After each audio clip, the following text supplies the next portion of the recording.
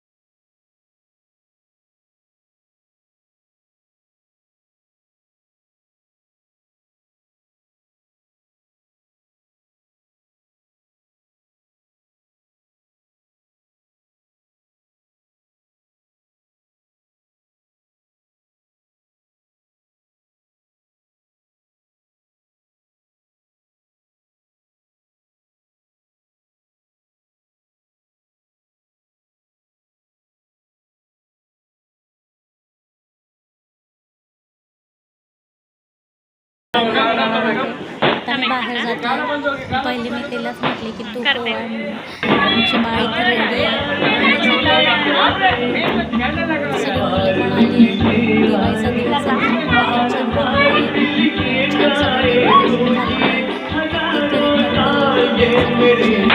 छान लागले